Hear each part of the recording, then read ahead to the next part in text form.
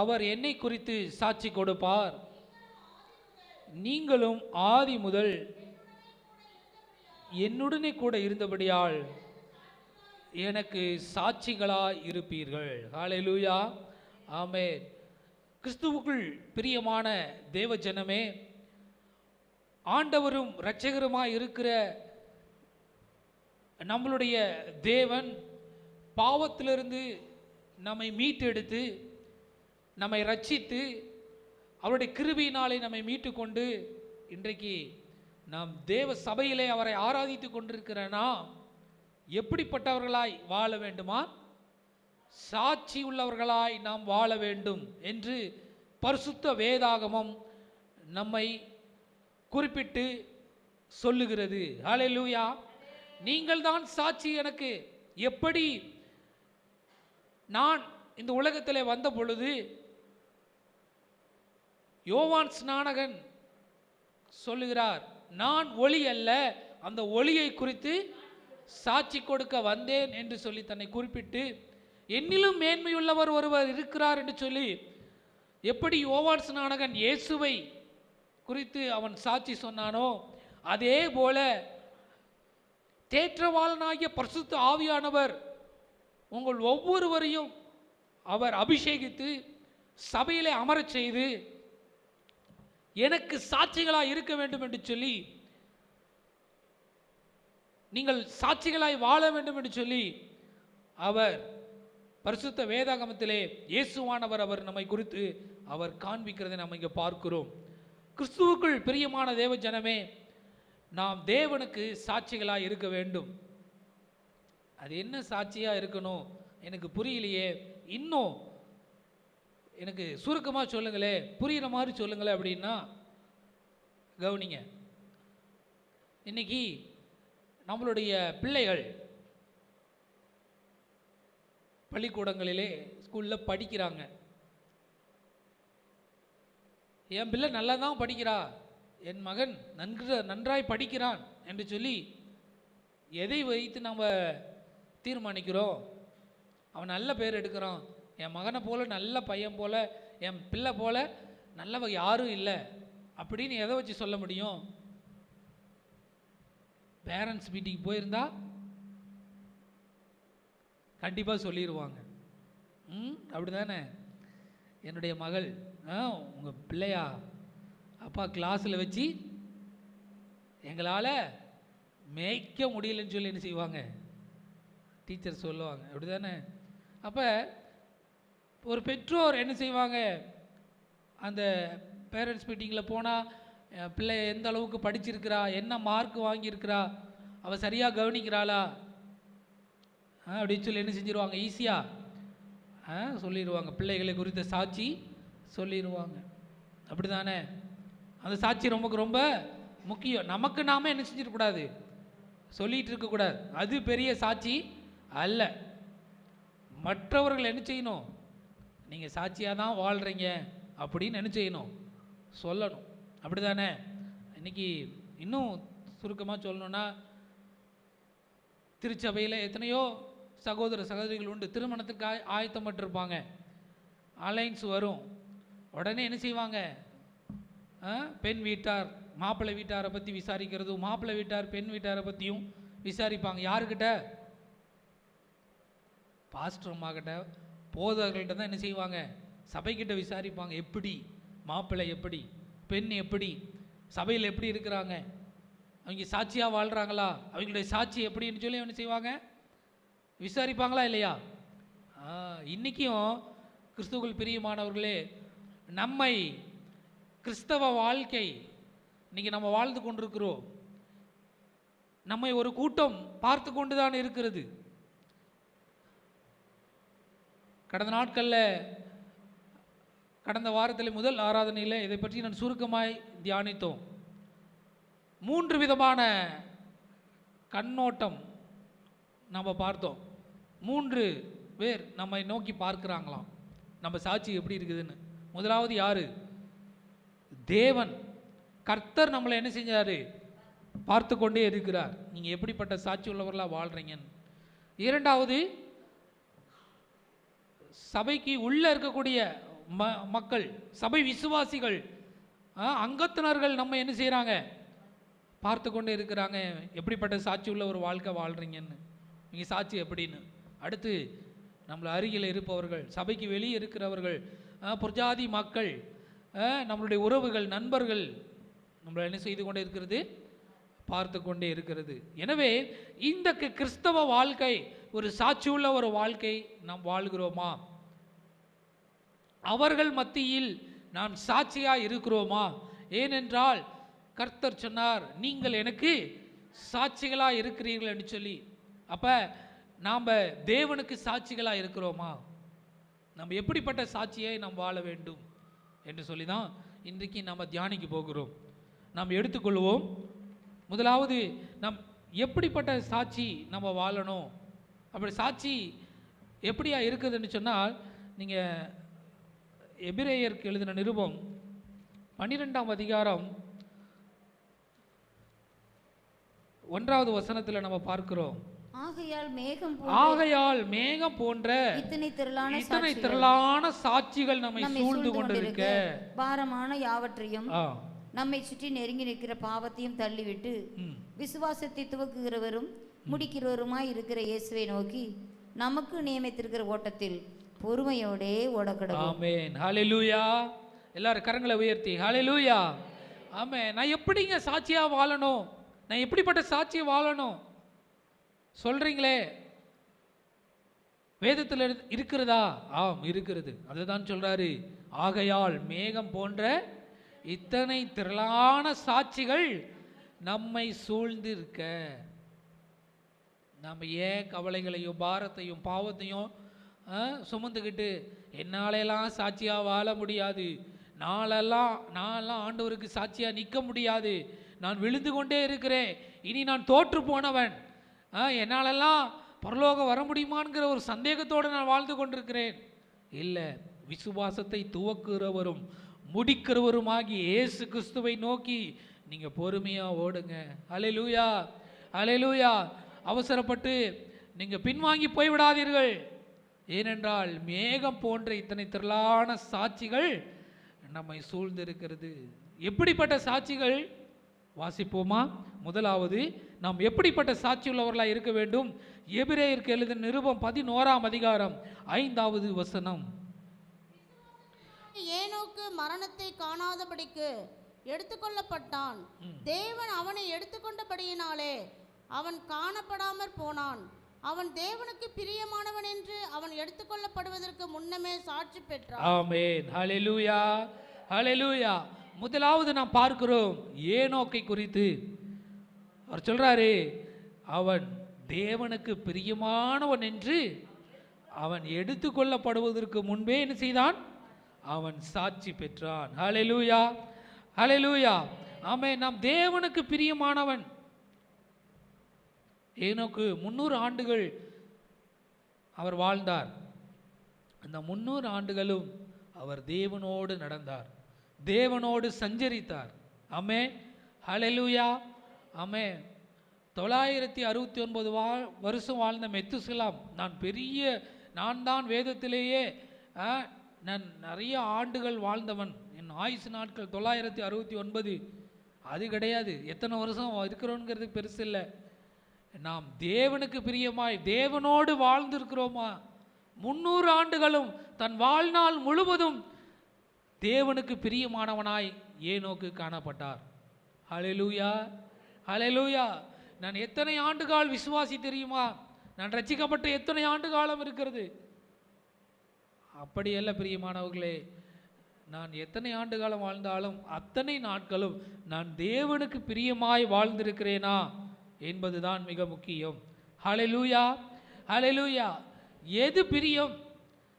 தேவனுக்கு பிரியமாய் வாழ்வதென்றால் என்ன? அடுத்த வசனமே நமக்கு சொல்லுகிறது. எபிரேயர் 11:6. விசுவாசம் இல்லாமல் தேவனுக்கு பிரியமாய் இருப்பது கூடாத காரியம். ஹல்லேலூயா, ஹல்லேலூயா. ஆமென். இன்றைக்கு தேவன் நம்மை பார்க்கிறார். எதை? விசுவாசத்தை பார்க்கிறார். ஹல்லேலூயா, ஆமென். லூக்கா எழுதின சுவிசேஷத்தில் நாம் பார்க்கிறோம். 7ஆம் அதிகாரம் 8-9 கவனிங்க. ஒரு மனிதன் 100க்கு அதிபதி தன் வேலைக்காரன் குணமடைய வேண்டும், அவன் வியாதியாய் இருக்கிறான், அவன் சுஸ்தமடைய வேண்டும் என்று சொல்லி தன் நண்பர்களை அனுப்பி என்ன செய்கிறான்?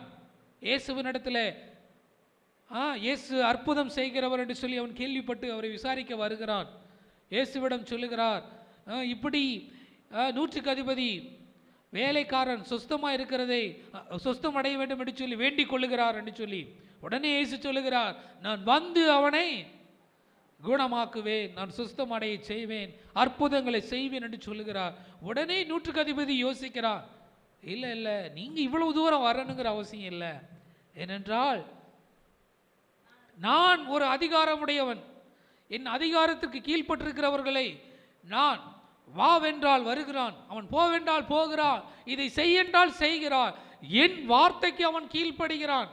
அப்ப அவனே கீழ்ப்படியும் பொழுது உம்முடைய வார்த்தைக்கு இந்த வியாதி எம்மாத்திரம், நீர் ஒரு வார்த்தை சொன்னால் போதும், இந்த வியாதி இந்த வேலைக்காரனுடைய வியாதி இவனை விட்டு நீங்கும் என்று சொல்லி சொல்லுகிறான். உடனே இயேசு உடனே சொல்றாரு, இவன் விசுவாசத்தை கண்டு அவர் திரும்பி பார்த்து, இஸ்ரவேலுக்குள்ளும் இப்படிப்பட்ட ஒரு விசுவாசத்தை, ஒரு சாட்சியுள்ள ஒரு வாழ்க்கையை நான் காணவில்லையே.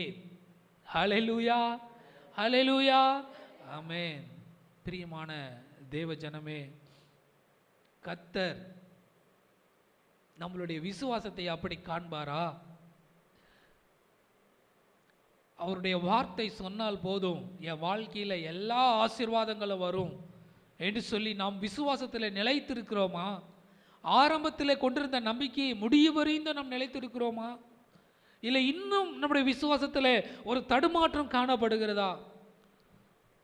நீங்கள் சில நேரங்கள் அவநம்பிக்கையோடு கூட இது நடக்குமோ நடக்காதோ, இந்த காரியம் எப்படி ஆகும் என்று சொல்லி நீங்கள் புலம்பவே தேவையில்லை. அவரால் செய்யக்கூடாத அதிசயமான காரியம் ஒன்றுமே இல்லை. சில நேரங்களில் இந்த தேவை எப்படி என் குடும்பத்தில் அது சந்திக்கப்படும், அல்லது இந்த காரியம் எப்படி நடக்கும் என்று சொல்லி ஒன்றுமே என்ன செய்யாது, எந்த விதமான அங்கே ஒரு அற்புதம் நடக்கிறதுக்கு உண்டான, இந்த காரியம் நடக்கிறதுக்கு உண்டான ஒரு சம்பவமே இருக்காது. ஆனால் அது அதிசயமாக என்ன செஞ்சிடும், அது நடந்து முடிஞ்சிடும். எப்படி இது ஆச்சு? ஹல்லேலூயா, ஹல்லேலூயா, ஆமென். தேவனாலே கூடாத காரியம் ஒன்றுமே இல்லை. அன்றைக்கு ஆபிரகாம் ஆண்டவரை அழைத்தார். நீங்கள் வாசிச்சிங்கன்னா அதனுடைய பகுதி உங்களுக்கு தெரியும். ஆதியாகம புஸ்தகம் 15ஆம் அதிகாரம் 1வது வசனம். கர்த்தருடைய வார்த்தை ஆபிரகாமுக்கு தரிசனத்திலே உண்டாகி, அவர், ஆபிரகாமே, நீ பயப்படாதே, நான் உனக்கு கேடகமும் உனக்கு மகா பெரிய பலனுமாய் இருக்கிறேன் என்றார். ஆமென், ஹல்லேலூயா, ஹல்லேலூயா, ஆமென். இந்த காரியங்கள் நடந்த பின்பு இங்க கவனிங்க, ஆபிரகாம் இந்த காரியங்கள் நடந்த பின்புனா நீங்க 14 படிச்சு பார்த்தீங்கன்னா தெரியும். ஆபிரகாம் லோத்தை மீட்க என்ன செய்கிறாரு? 5 ராஜாக்களை என்ன செய்கிறாரு? அவர் வெற்றி பெற்று அவர் திரும்பி வருகிறார். அப்படி வரும் பொழுது தான் அவர் சொன்ன வார்த்தை என்னது? அவன் பயந்துக்கிட்டான். என்னன்னு? நான் ஒரு நாடோடி, நான் வேற ஒரு காரன், கர்த்தரை அழைத்தார்னு இங்கே வந்தேன், ஆனால் இங்கே வந்தா என்னை பெரிய ஜாதி ஆக்குவேன்னு நினச்சேன். அவர் கூப்பிட்டாரு, உன்னை ஆசீர்வதிப்ப நான் பெருமைப்படுத்துவேன்னு. ஆனால் இன்றைக்கி நான் 5 ராஜாவை என்ன செஞ்சிட்டேன்? பகைத்து கொண்டேன். 5 ராஜாக்களை நான் என்ன செய்தேன்? பகைத்து கொண்டேன். நான் வந்துட்டேன். இப்போ திரும்ப அவனுக்கு வந்தாங்கன்னா இன்னும் 5 ராஜாக்களை சேர்த்து கூட்டிகிட்டு வந்தா என்ன ஆகிறது என்று சொல்லி அவன் பயந்து கொண்டிருக்கிறான். அப்போ ஆண்டவர் சொல்கிறாரு, நீ பயப்படாதே, நான் உனக்கு கேடகமும் மகா பெரிய பலனுமாய் இருக்கிறேன். பார்த்தீங்களா? அவர் சொல்கிறாரு, நீ ஏன் பயப்படுற? நான் உனக்கு துணை நிற்கிறேன். ஹல்லேலூயா. எத்தனை சத்துருக்கள் நமக்கு எதிராக வரலாம், எத்தனை போராட்டங்கள் வரலாம், பயப்படாதீங்க, கர்த்தர் நமக்கு துணையாக இருக்கிறார்.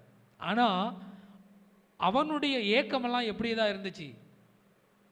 எனக்கு ஒரு பிள்ளை இல்லையே, இப்போ எனக்கு ஒரு பிள்ளை இல்லையே. அவர் சொல்றாரு 6வது வசனம் 15:6, அவன் கர்த்தரை விசுவாசித்தான், அதை அவர் அவனுக்கு நீதியாக எண்ணினார். எப்படிங்க ஒரு விசுவாசத்தினால நீதிமான் ஆனா? எப்படி அவன் விசுவாசித்தான்? கர்த்தர் அவனை நீதிமானாக்கி இருக்கிறாரு. நீங்கள் வேதத்தை நன்கு படிச்சீங்கன்னா புரியும். அவர் சொல்றாரு, அவன் 3வது வசனத்திலிருந்து அவன் சொல்கிறான், எனக்கு பிள்ளை இல்லையே அப்படின்னு சொல்லி அவன் கேட்குறான். சுதந்திரவாளியாக இருக்கிறான். நான் எலியேசரை வீட்டு விசாரணைக்காரன், அவனை நான் சுதந்திரவாளியாக எடுத்துக்கிட்டுமான்னு. ஆனால் ஆண்டவர் சொல்கிறாரு, அவன் உனக்கு சுதந்திரவாளி அல்ல. 5வது வசனத்தில் அவர் வெளியே அழைத்து, நீ வானத்தை அண்ணாந்து பார், நட்சத்திரங்களை என்ன உன்னாலே கூடுமானால் அவைகளை என்ன என்று சொல்லி இந்த மாதிரி ஒரு சந்ததி இருக்குன்னு சொல்கிறாரு. அவன் கர்த்தரை விசுவாசித்தான். கவனிங்க, இதில் ஒரு பெரிய ஆச்சரியம் இருக்கு. என்னன்னா, வானத்தை அண்ணாந்து பார்க்குறாரு, நட்சத்திரங்களை என்ன சொல்கிறாரு, அவன் என்ன செய்கிறான்?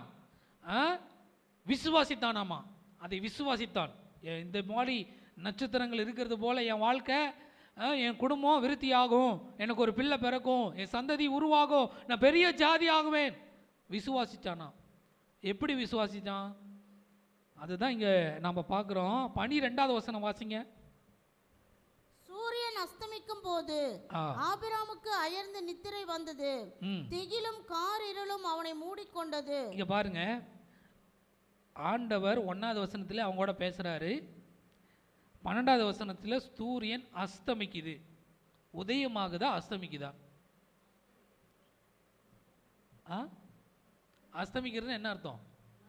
மறைகிறது. சூரியன் அப்ப 1வது வசனத்திலிருந்து 11வது வசனம் வரைக்கும் எந்த டைம்ல ஆண்டவர் அவனோட பேசியிருக்கார் சொல்லுங்க? இதே இரவு நேரமா? 11வது வசனத்துக்கு அப்புறம் சூரியன் அஸ்தமிக்குதான், சூரியன் மறையுது. அப்படின்னா 1வது வசனத்திலிருந்து 11வது வசனம் வரைக்கும் ஆண்டவர் அவனோடு பகலில் பேசி இருக்கிறார். பகல்ல நட்சத்திரம் தெரியுமா?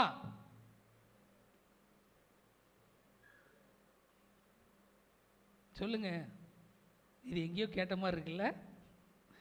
பகலில் நட்சத்திரம் தெரியுமா? தெரியாது. ஆனால் ஆண்டவர் 5வது வசனத்தில் என்ன சொல்றாரு? வானத்தை அண்ணாந்து பார். பட்ட பகல்ல மொட்டை வெயில நின்று என்ன செய்கிறாரு?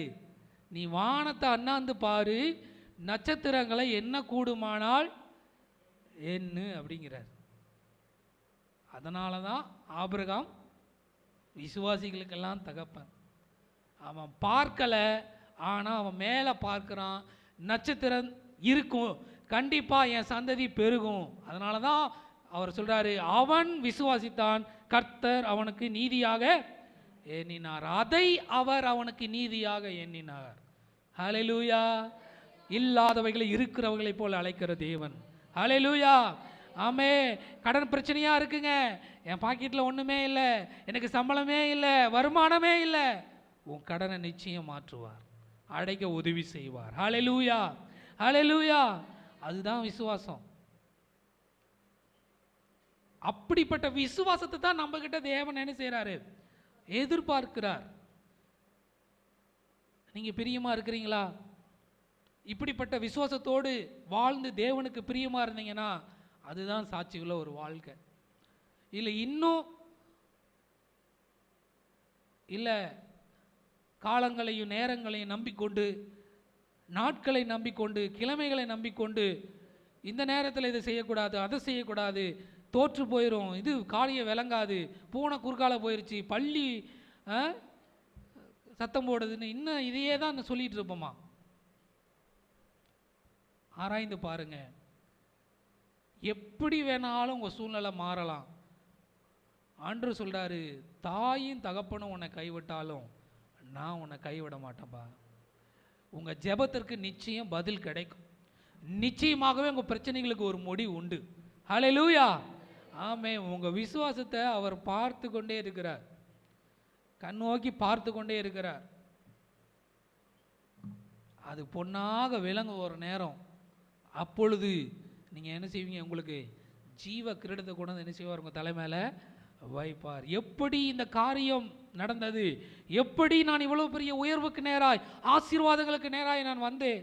நீங்களே ஆச்சரியப்படுவீங்க. ஹல்லேலூயா, ஹல்லேலூயா.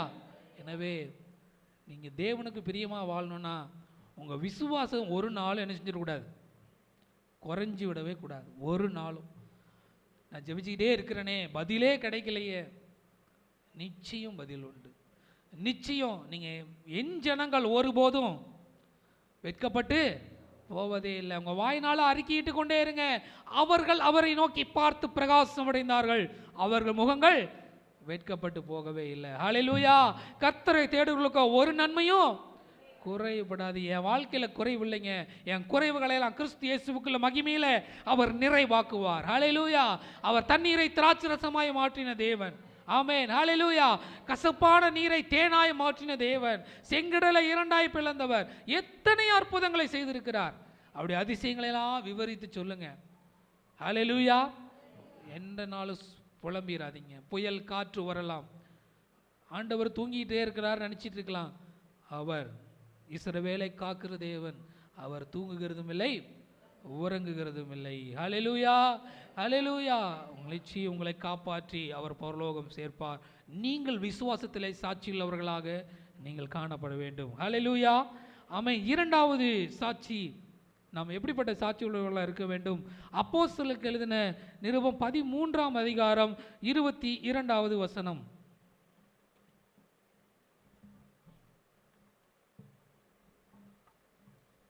பின்பு அவர் அவனை தள்ளி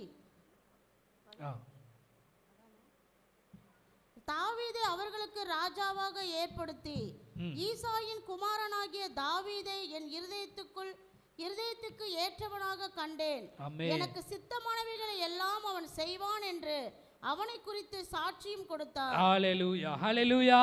ஆமென். தாவீதை குறித்து இங்கு கர்த்தர் சாட்சி கொடுக்கிறார். நான் சவுலை ராஜாவாக்கினதற்காக மனஸ்தாபப்பட்டு அவனை நான் தள்ளிட்டேன், வேறு ஒருத்தனை தேடிட்டு இருக்கிறேன். யார் அது? என் இருதயத்திற்கு ஏற்றவனை நான் தேடிட்டேன், கண்டும் பிடிச்சிட்டேன். அவன்தான் தாவீது, எனக்கு சித்தமானவைகளெல்லாம் அவன் செய்கிறபடியால் ஹல்லேலூயா இவனே ராஜாவா இருப்பான் என்று சொல்லி அவனை குறித்து கர்த்தர் சாட்சி கொடுக்கிறார். ஹல்லேலூயா. ஆமென். தேவனுக்கு சித்தமானவைகளை நாம் செய்ய வேண்டும். இதுவே சாட்சி உள்ள ஒரு வாழ்க்கை. தாவீது சவுல் கம்பேர் பண்ணி பார்க்கும் பொழுது டோட்டலா சவுலை ராஜாவாக்கினதற்கு அவர் மிகவும் மனஸ்தாபப்பட்டாராம்.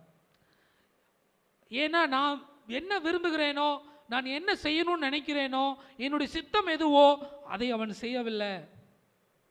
அவன் விருப்பத்துக்கு, அவன் இஷ்டத்துக்கு எல்லாத்தையும் என்ன செஞ்சிட்டு இருக்கான், செய்து கொண்டிருக்கிறான் என்று சொல்லி அவனை புறக்கணித்தார். ஆனால் தாவீதினுடைய வார்த்தை குறித்து அவன் பார்க்கும் பொழுது நம்ம பார்க்கிறோம்.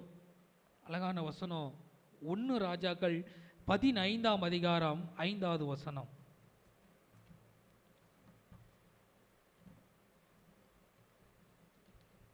தாவீது ஏத்தியனாகிய உரியாவின் சங்கதி ஒன்று தவிர.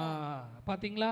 1 ராஜாக்கள் 15:5 சொல்றாரு, தாவீது ஏத்தியனாகிய உரியாவின் சங்கதி ஒன்று தவிர, அந்த ஒன்று தவிர கர்த்தர் தனக்கு கட்டளையிட்டதிலே தான் உயிரோடு இருந்த நாளெல்லாம் ஒன்றையும் விட்டு விலகாமல் அவர் பார்வைக்கு செம்மையானதை செய்து வந்தான். ஹல்லேலூயா.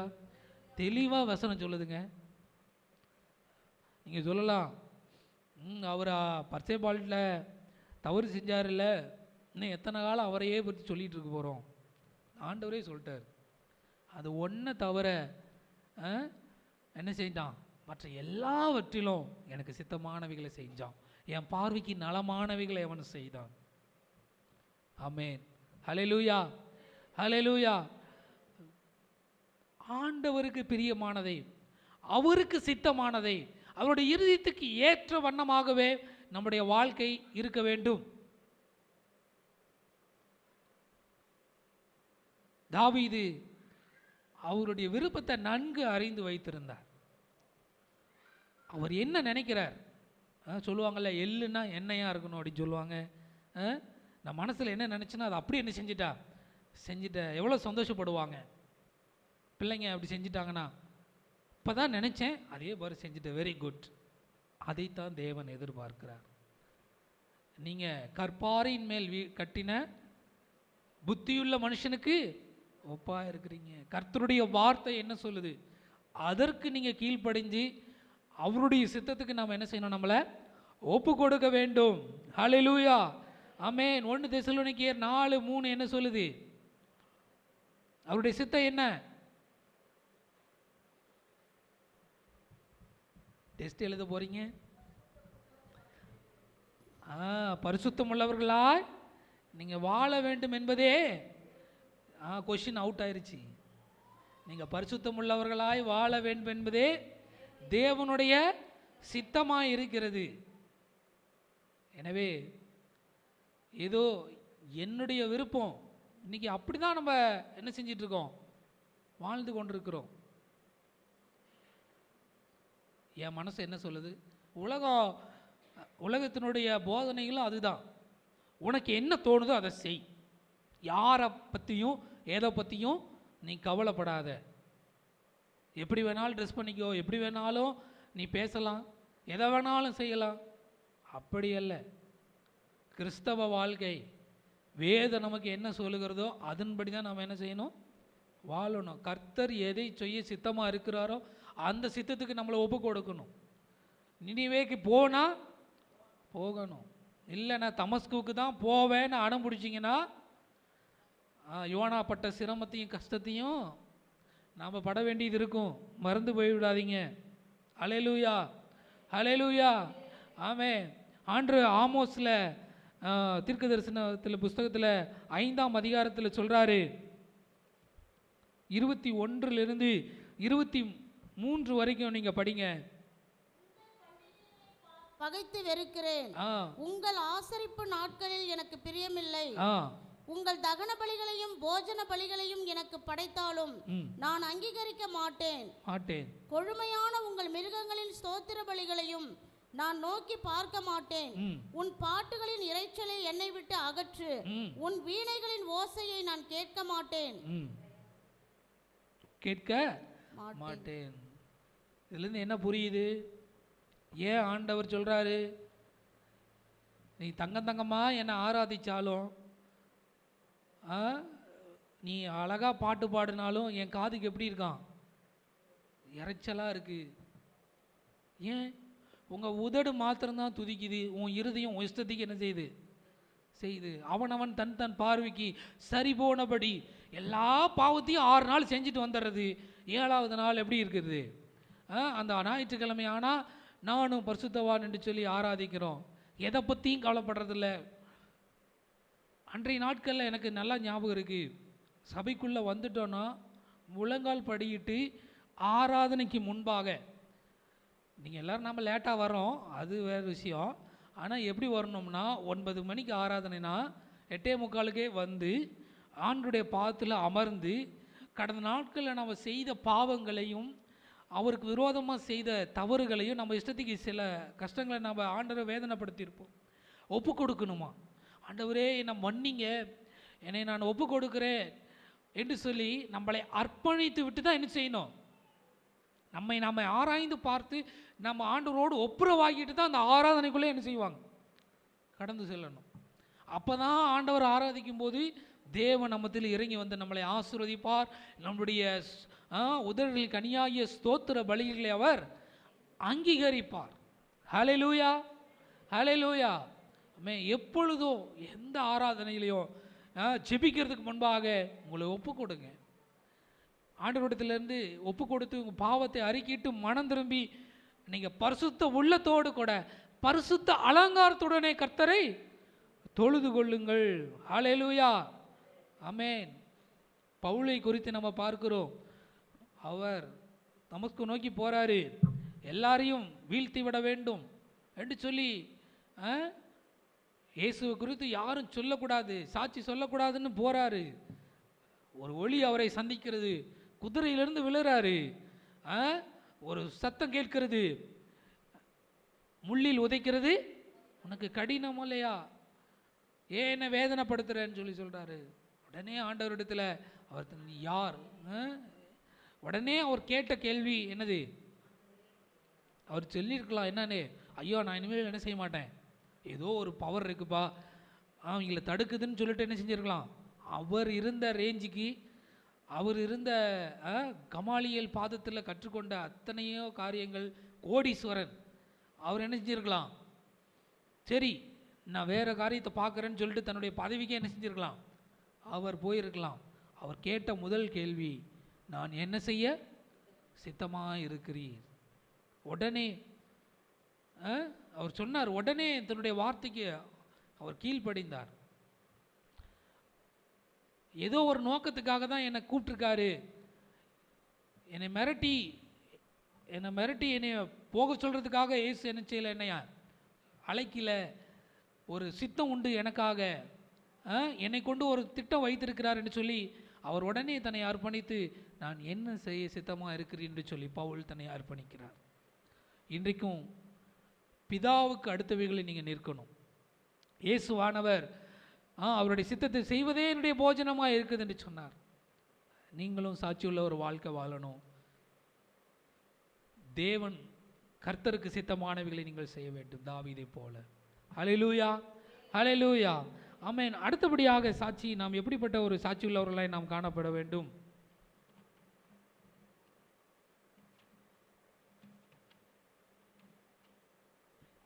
என்னாகம புஸ்தகம் 12ஆம் அதிகாரம் 7வது வசனம்.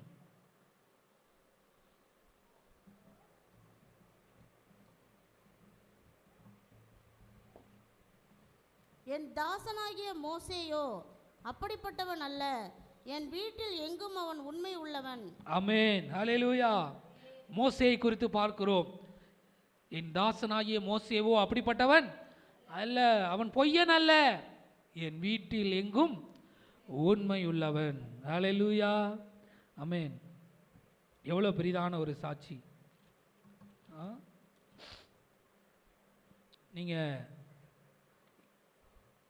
மோசேயை குறித்து நாம் பார்க்கோமானால்,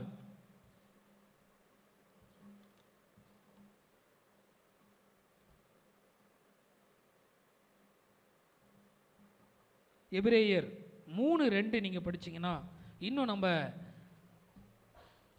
பரிசுத்த ஆவியானவர் தெளிவாய் குறிப்பிடுகிறதை நம்ம பார்க்கலாம். மோசே தேவனுடைய வீட்டில் எங்கும் உண்மை உள்ளவனாய் இருந்தது போல இவரும் தம்மை ஏற்படுத்தினவருக்கு உண்மை உள்ளவராய் இருக்கிறார். நான் வேதத்தை படிக்கும் பொழுது ஒரு மிகப்பெரிய ஒரு அதிசயம், ஒரு பெரிய ஆச்சரியம் என் தலையில் டம்முன்னு ஒரு குத்துன மாதிரி இருந்துச்சு.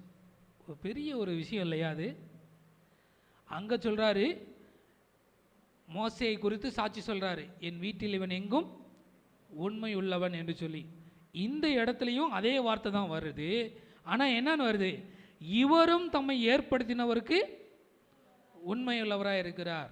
கவனிங்க, எல்லாரும் சொல்லுவோம் என்னன்னு, இயேசுவை போல நீங்கள் உண்மையுள்ளவர்களா இருங்கன்னு சொல்லி. ஆனால் இயேசுவை குறித்து இங்கே சொல்கிறாரு,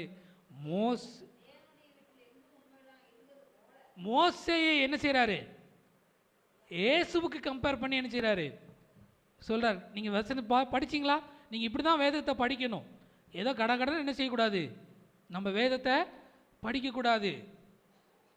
மோசே எப்படி உண்மையாக இருந்தாரோ அதுபோல இயேசு எப்படி இருக்கிறாரு, உண்மையுள்ளவராக இருக்கிறார். ஹல்லேலூயா, ஹல்லேலூயா, ஆமாம். எவ்வளோ பெரிதான ஒரு சாட்சி இல்லையா? உண்மையுள்ளவர்களாய் நம் மோசேயை போல வாழ வேண்டும். மாய்மாலமான ஒரு வாழ்க்கை அல்ல, உண்மை நிறைந்த ஒரு வாழ்க்கை. நம்மளுடைய தனிப்பட்ட வாழ்க்கையில் ஒரு உண்மை. ஆமென், ஹல்லேலூயா. யோபுவை குறித்து சொல்கிறாரு, சாத்தான்கிட்ட சொல்கிறார் என்னன்னு, எங்கே சுற்றி திரிஞ்சிட்டு வர? என் தாசனாகிய யோபு மேல் கவனம் வைத்தாயோ? அவனை போல இந்த உலகத்தில் யாருப்பா? உண்மையும் உள்ளவன், உத்தமமானவன், சன்மார்க்கன். ஹல்லேலூயா, ஆமென். இந்த உண்மை நம்மள்கிட்ட இருக்குங்களா? இந்த சாட்சி நம்ம சாட்சியிலே மிக பெரிதான சாட்சி எது தெரியுங்களா? நம்ம வீட்டில் வாங்குற சாட்சி தான். என்னுடைய கணவர் அவர் உண்மையுள்ளவர், அவர் சாட்சியுள்ளவர்னு மனைவி சொல்லிட்டா நீங்கள் எங்கே போயிடலாம்? பரலோகம் போயிடலாம். அப்படின்ட்டாங்கன்னா முடிஞ்சுது, சாட்சி தெளிவாக வெளிப்பட்டுரும். சபையில் பார்த்தோன்னா எப்படி இருப்பார்? இவர் மிகவும் சார்ந்த குணம் உள்ளவர். இவங்களா பேசுகிற பேச்சே எப்படி இருக்கும்? சைலண்டாக இருக்கும், அமைதியாக தான் பேசுவார். வீட்டுக்கு வந்து பாருங்க அப்படின்ட்டாங்கன்னா தெரியும். அதான் ஒரு பாஸ்டர் அம்மா கிட்ட, அதாவது ஒரு பாஸ்டர்கிட்ட ஒரு விசுவாசி, ஒரு சகோதரி வந்து சொன்னாங்களாம், பாஸ்டர், என்னங்க பாஸ்டர், பரலோகம், பரலோகத்தில் கணவன் மனைவியாக இருக்க முடியாதாமே, கணவன் யார் மனைவி யாருன்னே சொல்ல மாட்டாங்களாமே, இங்கே இருக்கிற மாதிரி அங்கே இருக்க முடியாதாமே. உடனே சகோதரன் சொல்கிறாரு, கனவு அதனால தாம்மா அது பரலோகம், இல்லைன்னா எப்படி அது பரலோகமாகும் அப்படின்னு சொல்லி சொன்னாங்களாம். அது மாதிரி உள்ள ஒரு வாழ்க்கை, வெளியில் ஒரு வாழ்க்கை, மாய்மாலமான வாழ்க்கை. நீங்கள் உலகத்திற்கு ஒத்த வேஷம் தெரியாமல் உண்மையுள்ளவர்களாக இருக்கணும். யாருக்கு? நம்மளை நெருக்கமாய் பார்க்கிறவர்களுக்கு. அந்த சாட்சி நமக்கு எடுத்துடக்கூடாது. வீட்டில் எப்படி, அதாவது சபையில் எப்படி நாம் அமைதி உள்ளவர்களாக, சாந்த குணம் உள்ளவர்களாக, தாழ்மை உள்ளவர்களாக, அன்புள்ளவர்களாக நாம் இருக்கிறோமோ அதே போல தான் என்ன செய்ய வேண்டும்? வீட்டிலையும் மனைவியினிடத்திலையும், மனைவி கணவனிடத்திலையும், பிள்ளைகள் பெற்றோரிடத்திலும், பெற்றோர் பிள்ளைகளிடத்திலும் எப்படி இருக்க வேண்டும்? சாட்சியுள்ளவர்களாய் நாம் காணப்பட வேண்டும். ஆமென். கொஞ்சத்தில் உண்மையாக இருந்தால் அநேகத்தின் மேலே உன்னை அதிகாரியாய் வைப்பேன். ஆமென். ஹல்லேலூயா, ஹல்லேலூயா. வெளிப்படுத்தின விசேஷம் 2ஆம் அதிகாரம் 10வது வசனம் சொல்லுகிறது. வெளிப்படுத்தல் 2:10. நீ படப்போகிற பாடுகளை குறித்து எவ்வளவும் பயப்படாதே. இதோ நீங்கள் சோதிக்கப்படும் பொருட்டாக பிசாசானவன் உங்களில் சிலரை காவலில் போடுவான். 10 நாள் உபத்திரவப்படுவீர்கள். ஆகிலும் நீ மரணபரியந்தம் உண்மையுள்ளவனாயிரு. அப்பொழுது ஜீவ கிரீடத்தை உனக்கு நன்மையாய் தருவேன். கிறிஸ்துவுக்குள் பிரியமானவர்களே, தேவனுடைய ஜனமே, இன்னைக்கு கர்த்தருடைய வருகைக்கு நம்ம செய்திகள் கேள்விப்பட்டு கொண்டிருக்கிறோம். அநேக சம்பவங்கள் நடந்து கொண்டிருக்கிறது. எல்லாம் வருகைக்கான அடையாளங்கள். சீக்கிரத்தில் கர்த்தருடைய வருகை. இந்த கடைசி செகண்டில் வாழ்ந்து கொண்டிருக்கிறோம். ஆரம்ப நாட்களில் ரட்சிக்கப்பட்ட பொழுது எப்படி சாட்சி இருந்ததோ அதே சாட்சி எப்படி இருக்கணுமா? எது வரைக்கும் இருக்கணும்? வேதம் தெளிவாய் சொல்லுகிறது, மரண பரியந்தம். ஹல்லேலூயா. வீட்டில் இருக்கும்போது, சபையில் இருக்கும் பொழுது மட்டும்தாங்க சாட்சி, வெளியில் போனால் இல்லைங்க, அப்படி கிடையாது. அல்லது ஒரு குறிப்பிட்ட வயது வரைக்கும் தான் நான் இப்படி இருப்பேன், வாலிப வயதில் என் இஷ்டம் போல தான் இருப்பேன், அதுக்கப்புறம் பார்க்கலாம், நான் கல்யாணம் ஆனதுக்கப்புறம் நான் சாட்சியாக வாழ்ந்துக்கிறேன், கிடையாது. மரண பரியந்தம். நான் எப்பொழுது தேவனை ஏற்றுக்கொண்டு நாம் அவர்தான் என் இரட்சகர், அவர்தான் என்னை நீதிமானாக்கி இருக்கிறார், எனக்காக அவர் மரித்திருக்கிறார் என்று சொல்லி பாவத்திலிருந்து நம்ம அறிக்கையிட்டோமோ அப்போவே மனம் திரும்பி உண்மையுள்ளவனாக மாறி நம்ம மரண பரியந்தம் எப்படி இருக்கணும்? அதிலே நீடித்து நிலைத்திருக்கணும். அப்போ தான் என்னது? ஜீவ கிரீடம். உபத்திரவங்கள் வரலாம், பாடுகள் வரலாம், யோபுவை போல அநேக கஷ்டங்கள் துன்பங்கள் வரலாம், சாத்தான் உங்களுக்கு சோதனைகளை கொடுக்கலாம், டெம்டேஷன் வரலாம். என்ன ஆகணும்? நம்ம விட்டுவிடக்கூடாது. அழகா யோபுவை குறித்து அவர் கடைசீட்டில் சொல்றாரு. என்னன்னு? யோபுவினுடைய புஸ்தகத்தை திருப்பிக் கொள்ளுவோம். கடைசி அதிகாரம் 42வது அதிகாரத்தில் நம்ம பார்க்கிறோம்.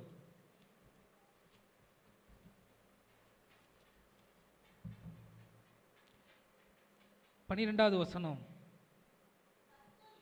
முன்னிலைமையை பார்க்கிலும் அவன் பின்னிலைமையை ஆசீர்வதித்தார். ஹல்லேலூயா.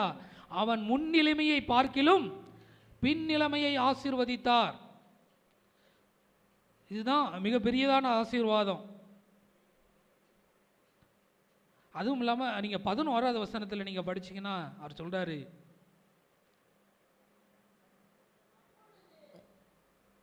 அவனுடைய எல்லா சகோதரரும் சகோதரிகளும் முன் அவனுக்கு அறிமுகமான அனைவரும் அவனிடத்தில் வந்து அவன் வீட்டிலே அவனோட போஜனம் பண்ணி கர்த்தர் அவன் மேல் வரப்பண்ணின சகல தீங்கி நிமித்தம் அவனுக்காக அங்கலாய்த்து அவனுக்கு ஆறுதல் சொல்லி அவரவர் ஒவ்வொரு தங்க காசையும் அவரவர் ஒவ்வொரு பொன் ஆபரணத்தையும் அவனுக்கு கொடுத்தார்கள். ஆமென். பாத்தீங்களா? ஹல்லேலூயா. எவ்வளவு ஒரு மேன்மையான ஆசீர்வாதங்கள் அவனுக்கு கொடுக்கிறார். நீங்க 10வது வசனத்தில் பார்க்கும் பொழுது முன் இருந்து எல்லாவற்றை பார்க்கலும் இரட்டத்தனையாய் கர்த்தர் அவனுக்கு தந்தருளினார். இன்னைக்கு சில நேரங்களில் நம்ம என்ன யோசிக்கிறோன்னா, சாட்சியாக வாழ்ந்துட்டா மட்டும் கிடைச்சிருமா, எல்லாம் வந்துருமா, இன்னைக்கு அப்படி தான் நினைக்கிறோம். உண்மையாக இருந்துட்டா மாத்திரம், அப்படியே பரிசுத்தவானாய் வாழ்ந்துட்டா மாத்திரம் சோதனை மேலே சோதனை தான், கஷ்டம் மேலே கஷ்டம்தான், என்ன போய் முடிவில் நிற்கிது? அங்கே தான் நம்ம சோர்ந்து போயிடுறோம். முடிவு பரியந்தம் உங்களை நீங்கள் ஒப்பு கொடுங்க, உண்மையாக இருங்க. ஆபிரகாம் கடைசீட்டில் அவர் தன்னுடைய ஏக சுதனையும் கொடுன்னு கேட்டார். அதையும் என்ன செஞ்சிட்டாரு ஆபிரகாம்? நான் தரேன் ஆண்டவரே, உமக்கு உண்மையாக இருப்பேன், உமக்கு பயந்து நான் வாழ்வேன், நான் கொடுக்குறேன்னு சொல்லி கொடுத்தான். இதுதானே ஒரு சாட்சி. பாதியில் நம்ம விட்டுட்டு போகிறவர்களோ அல்லது என்ன கிடைக்க போகுது, இவ்வளோ வாழ்ந்து வைராக்கியமாக வாழ்ந்து என்ன புண்ணியம், ஒருபோதும் அந்த மாதிரி உங்களுடைய எண்ணத்துக்கு கொண்டு வந்துடாதீங்க. மற்றவர்களை போல் நாமளும் வாழ்ந்துடலாம், இவங்க என்ன பெரிய சாட்சியாக வாழ்கிறாங்களா, நாம் மட்டும் வாழலைன்னா என்ன, அப்படிங்கிற அந்த சிந்தை நமக்குள்ளே என்ன செய்யக்கூடாது, வரக்கூடாது. இந்த வார்த்தையை நீங்கள் படிக்கும் பொழுது எப்படி யோபு அவர் கடைசி வரைக்கும் அதில் உண்மையாக இருந்ததுனால தான் என்ன செய்து இரட்டத்தனையான நன்மைகளை பெற்றுக்கொண்டார். தெளிவாக வேதம் சொல்லுகிறது, உனக்கு ஜீவ கிரீடத்தை நான் தர்றேன். பரலோகம் போகும் பொழுது எப்படி போகணும்? பயந்து கொண்டு, ஐயோ எனக்கு நியாய தீர்ப்பு நாள் வரப்போகுது, ஆண்டவர் எந்த கேள்வி கேட்பாரோ தெரியலையே, பரலோகம் போயிடுவேனா நரகம் போயிடுவேனா, அப்படி சந்தேகத்தில் என்ன செஞ்சிடக்கூடாது, நம்ம பரலோக ராஜ்யத்தில் நுழையக்கூடாது. கிருபாசன தண்டையில் எப்படி சேரணும்? தைரியமாய் எப்படி போகணுங்க? நான் நீதிமான், நான் இரத்தத்தினாலே கழுவப்பட்ட நீதிமான், நான் ஆண்டவருக்காக சாட்சியாக வாழ்ந்திருக்கிறேன், அவருக்கு பிரியமானவர்களை நான் செய்கிறேன், நான் உண்மையும் உத்தமமாக இருந்திருக்கிறேன். ஹல்லேலூயா. ஆமென். புதைத்து போட்டவன் தான் என்ன செய்வான்? எல்லாம் நானும் சாட்சியாக தான் இருக்கிறேன்னு சொல்லிட்டு போகிறது. ஆனால் ஆண்டவருக்காக ஒன்றும் செய்கிறதில்ல. கடைசி ஆண்டவர் என்ன செய்வார்? நரகத்தில் தான் என்ன செய்வார்? தள்ளி விடுவார். பவுல் சொல்கிறாரு, உண்மை உள்ளவன்று எண்ணி எனக்கு கொடுத்த பொறுப்பை நான் என்ன செஞ்சுருக்கேன்? உண்மையாக செஞ்சுருக்கிறேன். அவர் எனக்கு கொடுத்தார், உண்மை உள்ளவன் சொல்லி தான் என்ன செஞ்சார்? அவர் நினச்சாரு, நான் அது போலவே நான் வாழ்ந்துட்டேன். பவுல் எவ்வளோ ஒரு சாட்சி! ஹல்லேலூயா. அப்படிப்பட்ட ஒரு சாட்சி உள்ளவர்களாய் நாம் வாழ வேண்டும் பிரியமானவர்களே. அதைத்தான் கர்த்தர் நம்மிடத்தில் எதிர்பார்க்கிறார். மாய்மாலமான வாழ்க்கை வேண்டாம், நாம் சாட்சி உள்ளவர்களாய் இருப்போம். அடுத்தபடியாக நாம் எப்படிப்பட்ட ஒரு சாட்சி உள்ளவர்களாய் நாம் வாழ வேண்டும்? எபிரேயருக்கு எழுதின நிருபம் 11ஆம் அதிகாரம் 4வது வசனம்.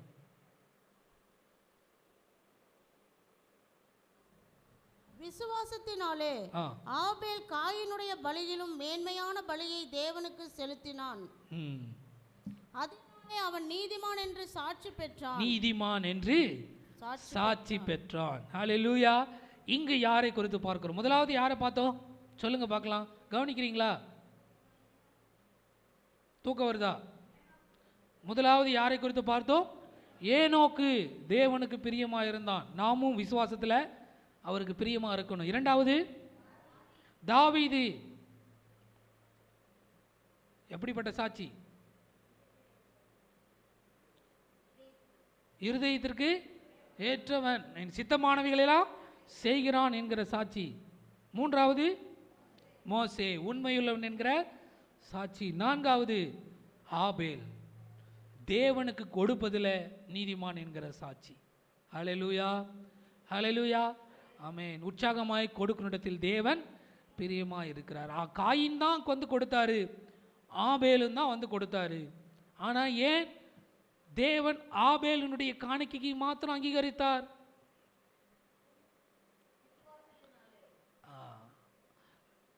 தேவனுக்கு பிரியமானதை கொடுத்தார். அவர் என்ன விரும்பணும்னு நினைச்சாரோ அதை என்ன செஞ்சாரு? ஆண்டவருக்கு கொடுத்தார். ஹல்லேலூயா. ஆட்டு மந்தைகள் இல்லை, கொழுமையானதை என்ன செஞ்சாரு? கொடுத்தார். ஹல்லேலூயா. ஏதோ கடமைக்காகவோ அல்ல, அற்பமாய் அல்ல, ஏதோ செய்வான்னு தன் இஷ்டத்துக்கு அல்ல. என்ன தேவன் என்கிட்ட எதிர்பார்க்கிறார்? மேன்மையான பலிகளை செலுத்தினார். நம்மளும் மேன்மையான பலியாய் ஆண்டவர் நம்மிடத்தில் எதை கேட்கிறார்? சிலரே ஆண்டவர் கேட்பார், என்னன்னு, எப்பா நீ ஊழியத்துக்கு வா மகனே, நீ எனக்கு நீ தான் தேவை அப்படிம்பார். உடனே நாம் என்ன செய்வோம்? என்கிட்ட நிறைய பணம் இருக்குது, இந்தாங்க எனக்கு அப்படின்னு சொல்லி என்ன செய்கிறது? ஆண்டவர்கிட்ட காணிக்கையை தான் கொடுக்கறது. ஆண்டவர் சொல்கிறாரு, மகனே நீ எனக்கு தேவைன்னு. ஆனால் இல்லை, நான் காணிக்கை கொடுத்தாவே போதும், அதுவே பெரிய ஊழியம்தான் அப்படி நம்ம நினச்சோம் இல்லையா? ஆண்டவர் சொல்கிறாரு, நான் என்ன எதிர்பார்க்குறோன்னு அதை கொடுங்க, உற்சாகமாய் கொடுங்க. ஹல்லேலூயா, ஆமென். அதுதான் சாட்சி உள்ள ஒரு வாழ்க்கை. நீங்கள் இயேசு கிறிஸ்து வாழ்ந்த பொழுது அவர் ஒரு விதவையை குறித்து சாட்சி கொடுத்தார். என்னன்னு சொன்னார்? இந்த ஏழை விதவை தனக்கு உண்டானது எல்லாவற்றையும் கொடுத்து. கர்த்தர் பார்க்குறாருங்களா? இந்த உலகம் நம்மளை பார்த்துக்கிட்டே இருக்கும், தேவன் நம்மளை பார்த்து கொண்டே இருக்கிறார். நம்ம எப்படி கொடுக்குறோம்? மனமுவந்து கொடுக்குறோமா, இல்லை கட்டாயப்படுத்தி கொடுக்குறோமா? வற்புறுத்தி கேட்டு வாங்குற அளவுக்கு என்ன செஞ்சிடக்கூடாது, போயிடக்கூடாது. சில நேரங்கள்லாம்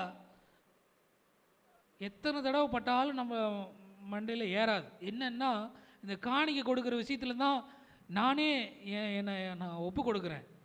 சில நேரங்களில் ஊழியக்காரன் என்ன பெரிய வந்துட்டு வந்துடுறது, வந்து பாக்கிட்ட பார்த்தா தான் தெரியும் என்ன இருக்காது, ஒன்றும் இருக்கா. அச்சிச்சோ வச்சுட்டு வந்துட்டோமே, கரெக்டாக கொடுக்க வேண்டிய நேரத்தில் கொடுக்கலையே, மறந்துட்டோமே.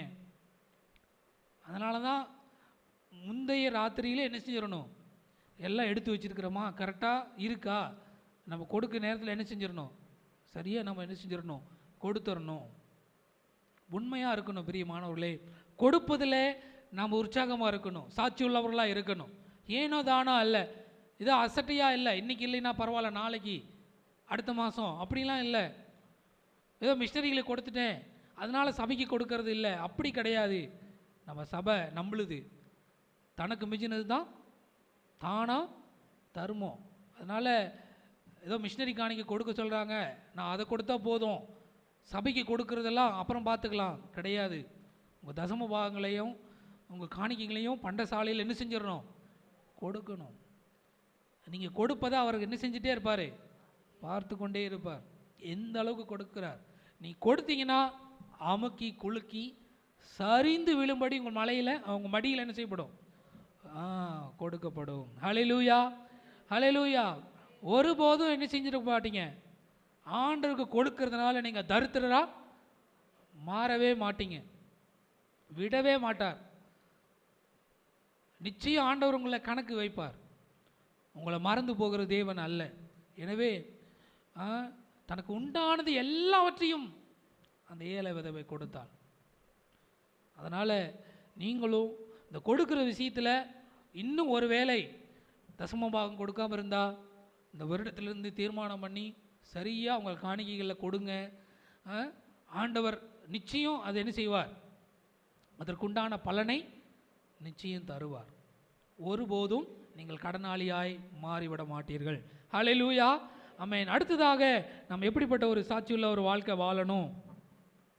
அப்போஸ்தலருக்கு எழுதின நிருபம் 10ஆம் அதிகாரம் 22வது வசனம். அதற்கு அவர்கள், நீதிமானும் தேவனுக்கு பயப்படுகிறவரும் யூத ஜனங்கள் எல்லாராலும் நல்லவன் என்று சாட்சி பெற்றவனும் ஆகிய கொர்நேலியு என்னும் நூற்றுக்கு அதிபதி. ஹல்லேலூயா, ஹல்லேலூயா, ஆமென். கொர்நேலியு அவன் சாட்சி பெற்றான். எப்படிப்பட்ட சாட்சி? நல்லவன், அவன் நற்கிரியைகளை செய்கிறவன் என்கிற சாட்சி. ஆமென். இந்த உலகம் நம்மளை பார்த்துக்கிட்டே இருக்கும். அதனால தான் ஆண்டவர் சொல்றாரு, மனுஷர் உங்கள் நற்கிரியைகளை கண்டு யாரை மகிமைப்படுத்தணும்? உங்கள் பிதாவை மகிமைப்படுத்தணும். ஆமென், ஹல்லேலூயா. இன்றைக்கு நான் சொல்லுவேன் உங்களுக்கு, நீங்கள் யாருக்கும் கஷ்டப்பட்டு கடினப்பட்டு சுவிசேஷத்தை சொல்லணும், அதற்காக முயற்சி எடுக்கணுங்கிற அவசியமே கிடையாது. நீங்கள் உங்கள் சாட்சியுள்ள ஒரு வாழ்க்கை வாழ்ந்தீங்கன்னாவே அதுவே போதுமானது. நீங்கள் இயேசுவை உங்கள் மூலியமாக இயேசுவை என்ன செய்யணும்? அவங்க பார்க்கணும். அதனால தான் கொர்நேலியின் நிமித்தம் அநேக ஜனங்கள் ரட்சிக்கப்பட்டாங்களாம். நிறைய பேர் ரட்சிக்கப்பட்டாங்க. எப்படி? அவருக்கு சுவிசேஷமே சொல்ல தெரியாது. உங்களுக்கு தெரியுமா? நீங்கள் வேதத்தில் படிச்சிங்கன்னா அந்த கொர்நேலியினுடைய சம்பவம் 9-10 அதிகாரத்தை நீங்கள் அப்போஸ்தலர் நடவடிக்கைகள் 10 படிச்சிங்கன்னா தெரியும். கொர்நேலியுக்கு சுவிசேஷமே சொல்ல தெரியாது. அவர் என்ன தான் செஞ்சார்? நற்கிரியைகளை மாத்திரம் தான் செஞ்சார். தான தர்மங்களை மாத்திரம் தான் செஞ்சார். அதே போல் தபித்தாள், தொற்கால் என்கிற தபித்தாள், அவங்கள குறித்து சொல்கிறாங்க என்னன்னு, அப்பா இவங்க உலகமெங்கும் போய் சுவிசேஷத்தை சொன்னாங்க, இவங்க எல்லா இடங்களுக்கும் போய் கஷ்டப்பட்டாங்க, எல்லாத்தையும் விட்டுட்டு போனாங்க. இல்லை, ஒரே வார்த்தை தான் சொன்னாங்க, இந்த அங்கி ட்ரெஸ்ஸையெல்லாம் பார்த்தாங்க. எவ்வளோ அங்கிகள் எங்களுக்கு தைச்சி கொடுத்தாங்க தெரியுங்களா? நாங்கள்லாம் இல்லாமல் இருந்தோம், எங்களை எப்படியெல்லாம் பார்த்துக்கிட்டாங்க, எங்ககிட்ட எவ்வளோ அன்பாக பேசுவாங்க தெரியுங்களா? அந்த வார்த்தை தான், அந்த நற்கிரியை தான் அவளை மீண்டும் உயிரோடு எழுப்பினது. ஹல்லேலூயா, ஹல்லேலூயா, ஆமென். நற்கிரியைகளை செய்கிறவர்களாய் நாம் இருக்க வேண்டும். அன்னை தெரசா இந்தியாவுக்கு வந்தாங்க. அவங்க செஞ்சதெல்லாம் என்னது? யாருக்கிட்டும் சுவிசேஷம் செய்யவே இல்லை, இங்கே சொல்லவே இல்லை. ஆனால் அவங்க வாழ்க்கையை பார்த்து அநேகர் மனம் திரும்பினாங்க, ரட்சிக்கப்பட்டாங்க. எப்படி? தொழு நோயாளிகளை என்ன செஞ்சாங்க? அவங்க தான் என்ன செஞ்சாங்க? எல்லாரும் உலகமே அவங்க புறக்கணிச்சுது, ஆனால் அவங்கள என்ன செஞ்சாங்க? சேர்த்து கொண்டு அவங்களுக்காக ஒரு வாழ்க்கை வாழ்ந்தாங்க, நான் வாழ்க்கையை அர்ப்பணித்தாங்க. இதுதான நற்கிரியை. தேவன் நம்ம எதற்காக ரட்சித்தார் தெரியுங்களா? எபேசியர் 2:10 சொல்லுகிறது. வாசிப்போம். எபேசியர் 2:10. நற்கிரியைகளை செய்கிறதற்கு நாம் கிறிஸ்து இயேசுவுக்குள் சிருஷ்டிக்கப்பட்டு, அதாவது ரட்சிக்கப்பட்டு. எப்படி? நற்கிரியைகளை செய்வதற்கு நாம் கிறிஸ்து இயேசுவுக்குள் ரட்சிக்கப்பட்டிருக்கிறோம். இதுவே தேவனுடைய செய்கையா இருக்கிறது. ஆமென், ஹல்லேலூயா. ஏழை எளியோர்கள், பிச்சைக்காரங்க, வீடு இல்லாதவங்க, கொஞ்சம் உங்கள் ஜெபத்தில் நினச்சி பாருங்கள். உங்களால் முடிஞ்சதை என்ன செய்யுங்க? செய்யுங்க. ஏழைக்கு இறங்குகிறவன் கர்த்தருக்கு கடன் கொடுக்கிறான், அவன் கொடுத்ததை அவர் திரும்ப கொடுப்பார். நீங்கள் யாருக்கு கடன் கொடுக்குறீங்களா? கர்த்தருக்கே கடன் கொடுக்குறீங்களா? அப்போ அவர் திரும்ப கொடுக்காமல் இருப்பாரா? அதனால் ஏழை எளியோர்களுக்கு உங்களால் முடிஞ்ச மட்டும் என்ன செய்யுங்க? கொடுங்க. அதில் கவனமாக இருங்க, ரொம்ப கவனமாக இருக்கணும். ஏசப்பா 5 அப்பத்தி 2 மீனையும் கொண்டு 5000 பேருக்கு போஷிச்சார், உணவளித்தார். என் மக்கள் பசியாக போயிடக்கூடாதுன்னு சொல்லி. அதே நினப்பாவாக இருந்தாரா? மக்கள் அதே நினைப்போடு வந்திருக்கலாம். ஆனால் அவர் ஒரு தடவை தான் நினைச்சார், அந்த அற்புதத்தை அவர் செய்தார். அது மாதிரி அதே வாடிக்கையாக சில பேர் வச்சுருப்பாங்க. அவங்களுக்கெல்லாம் நீங்கள் என்ன செய்யணும்? சொல்லக்கூடாது. அதுக்கு அவங்களுக்கெல்லாம் செய்யக்கூடாது. நீங்கள் பாருங்கள், எத்தனையோ முதியோர் இல்லங்கள் இருக்குது, எத்தனையோ கஷ்டப்படுகிற நிறைய மக்கள் உண்டு. உதவி செய்யுங்க. உங்களுடைய பிறந்த நாட்கள், உங்களுடைய திருமண நாட்கள், அதையெல்லாம் அவங்களோடு சேர்ந்து என்ன செய்யலாம்? நீங்கள் ஒருவேளை போஜனம் உணவு கொடுத்து அவங்கள ஆதரிக்கலாம். எத்தனையோ ட்ரெஸ்ஸு, அந்த சேரீ அடுக்கடுக்கி வச்சுருப்போம், கட்டவே மாட்டோம். அது வீணாக துருப்பிடிச்சி தான் போகும். வீணாக சாப்பாட்டை ஃப்ரிட்ஜில் வச்சு என்ன செஞ்சிடாதீங்க. அதை நீங்களே சாப்பிட்டுட்டு இருக்காதீங்க. இல்லாதவங்களுக்கு என்ன செய்யுங்க? கொடுங்க. இதுதான் நற்கிரியைகளை செய்வதற்கு தான் தேவன் நம்மை ரட்சித்திருக்கிறார். ஹல்லேலூயா, ஹல்லேலூயா. கொர்நேலியு அந்த நற்கிரியைகளை செய்தார். அதன் மூலியமாக அநேகர் ரட்சிக்கப்பட்டார்கள். இதுவே சாட்சியுள்ள ஒரு வாழ்க்கை. ஆமே. அடுத்தபடியாக நாம் எப்படிப்பட்ட ஒரு சாட்சியுள்ள ஒரு வாழ்க்கை வாழ வேண்டும்? அப்போஸ்தலர் நடபடிகள் புஸ்தகம்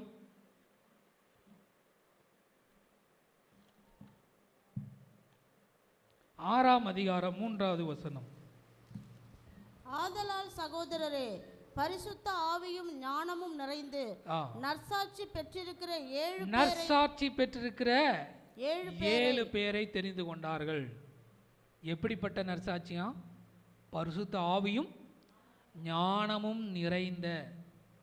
ஞானம் எங்க இருக்கு? அந்த 7 பேரில் ஒருவன் தான் யாரு? ஸ்தேவான். இன்றைக்கு ஸ்தேவானை தான் நான் உங்களுக்கு என்ன செய்கிறேன்? இந்த 6வது நபராக உங்களுடைய முன்பாக நான் நிறுத்துகிறேன். அவனை குறித்து நாம் பார்க்கும் பொழுது அவன் எப்படிப்பட்ட சாட்சி உள்ளவனாக இருந்தான் என்று சொல்லி பார்த்தோம் என்றால், அதே அப்போஸ்தலர் நடபடிகள் புஸ்தகம்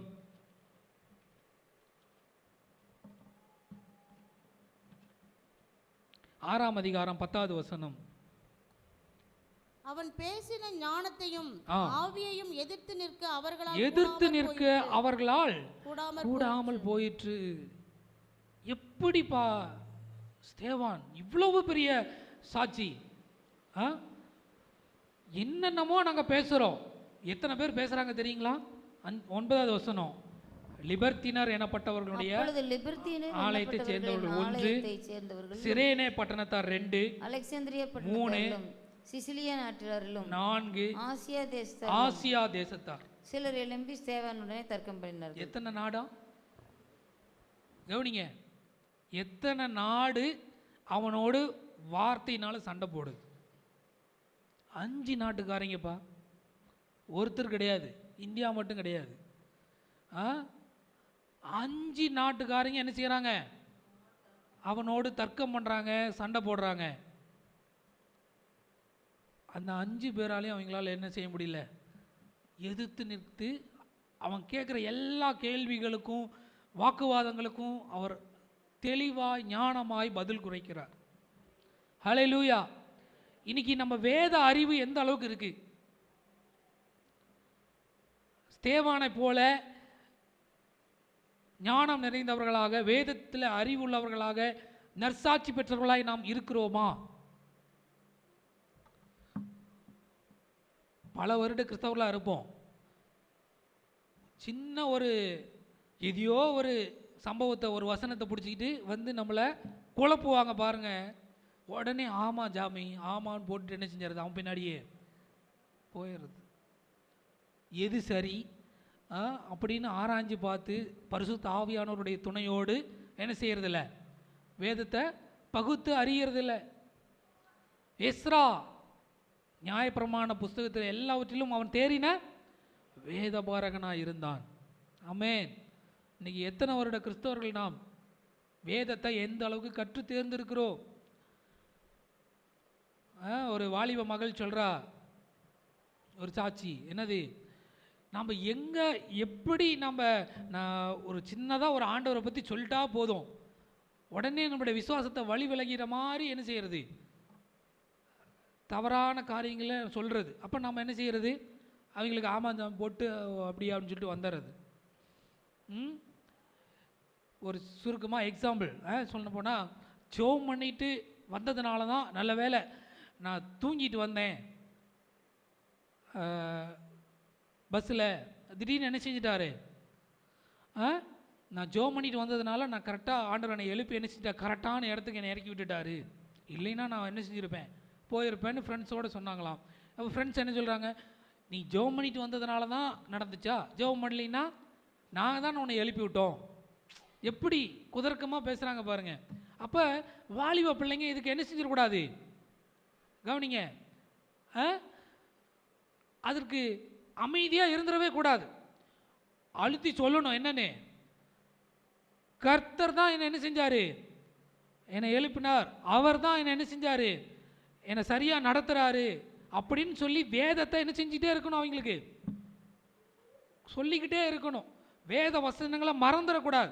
இன்றைக்கி பிள்ளைங்க தவறு செய்கிறாங்கன்னா நீங்கள் சும்மா போட்டு என்ன செஞ்சிடக்கூடாது, செய்வியான்னு அடிக்கக்கூடாது. வேத வசனத்தை சுட்டி காண்பிக்கணும். இங்கே இப்படி தான் இருக்குது, இப்படி தான் வாழணும், இதை தான் செய்யணும், இதை தான் சொல்லணும். அப்போ அந்த அளவுக்கு நீங்கள் எப்படி இருக்கணும், வேதத்தில் தேறினவர்களாய் காணப்படணும். செபிக்கிறோம், ஒரு வசனம் சொல்லி நம்மளால் என்ன செய்ய முடியறதில்ல. கேட்டால் என்ன சொல்கிறோம், ஐயோ ஒரு வசனம் அது மனத்தில் நிற்கவே மாட்டேங்குதுங்க அப்படின்னு சொல்கிறோம். அன்றாடம் டெய்லியும் நம்ம வேதத்தை வாசிக்கணும். ஏதோ இந்த வேத வசனத்தை கொண்டு போய் ஞாயிற்றுக்கிழமை ஆராதனை முடிஞ்சதுன்னு அந்த பேக்குள்ளேயோ அல்லது அலாமாரியிலேயோ வைத்து விட்டு நாம் மற்ற வேலைகளை பார்ப்பது அல்ல. அனுதினமும் வேதத்தை என்ன செய்ய வேண்டும், ஆராய்ந்து பார்க்க வேண்டும். காரியங்கள் இப்படி இருக்கிறதா என்று சொல்லி நாம் என்ன செய்ய வேண்டும், வேதத்தை நாம் ஆராய்ந்து பார்க்கிறவர்களாக இருக்க வேண்டும். 3 யோவான் 12வது அதிகாரம் என்ன சொல்லுகிறது, 12வது வசனம், 3 யோவான் 12.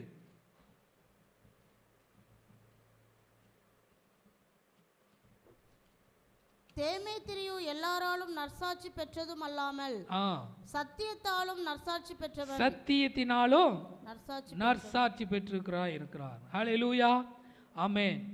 நாங்களும் சாட்சி கொடுக்கிறோம், எங்கள் சாட்சி மெய்யென்று அறிவீர்கள். தேமேத்திரியு அவர் சத்தியத்தினால நற்சாட்சி பெற்றிருந்தாராம். எவ்வளோ வசனத்தில் அவர் ஆழமாக இருந்திருப்பார்னு பாருங்க. இன்னைக்கு வசனம் நம்மளுக்கு சாட்சி கொடுக்கணும். ஏனென்றால் ஆண்டவர் சொல்றாரு வெளிப்படுத்தின விசேஷத்தில், சாட்சியின் வசனத்தினாலே சாத்தானை ஜெயித்தீர்கள்.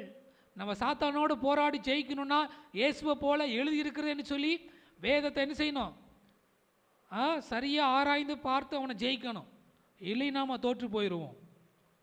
எனவே வேத வசனம் நமக்கு மிக முக்கியம். எதனால தான் ஸ்தேவான் சாட்சியாய் இரத்த சாட்சியாய் அவர் மரித்தார். அவருக்குள்ள வசனம் முழுமையாக இருந்தது, ஸ்ட்ராங்காக இருந்தது. அதனால் யாராலையும் அவர்கிட்ட ஜெயிக்க முடியல. இன்றைக்கும் இறுதி நாட்கள், கள்ள உபதேசங்கள் பெருகி கொண்டிருக்கிறது, கள்ள தீர்க்க தரிசனங்கள் பெருகி கொண்டிருக்கிறது. நிறைய பேர் நம்மளுடைய தெரிந்து கொள்ளப்பட்டவர்களை வஞ்சிக்க கூடுமானால் வஞ்சிக்கப்பட்டு போய்விடுவோம். எனவே நம்ம எப்படி இருக்கணும், தெளிந்த புத்தி உள்ளவர்களாக இருக்கணும், ஞானம் உள்ளவர்களாக இருக்கணும். அந்த ஞானம் எங்கே இருக்குது, இந்த வேத வசனத்தில் தான் இருக்குது. ஹல்லேலூயா, ஆமென். நம்முடைய வசனம் எனக்கு இல்லாமல் போயிருந்தா நான் என்றைக்கும் என்ன செஞ்சிருப்பேன், மண்ணா போயிருப்பேன். யாரிடம் செல்வோம் இறைவா, வாழ்வு தரும் வார்த்தைகள், நித்திய ஜீவன் தரும் வார்த்தைகள் உம்மிடமன்றோ உள்ளது. ஹல்லேலூயா, ஹல்லேலூயா. இவைகளே எனக்கு பேரின்பம் ஆனந்தம் என்று சொல்லி சங்கீதத்தில் தாவீது சொல்லுகிறார். அப்படியாக நாம் வேத வசனத்துக்கு நாம் முக்கியத்துவம் கொடுப்போம். கடைசியாக நாம் எப்படிப்பட்ட ஒரு சாட்சியுள்ள ஒரு வாழ்க்கை வாழணும். அப்போஸ்தலர் நடபடிகள் புஸ்தகம் 3ஆம் அதிகாரம் 15வது வசனம்.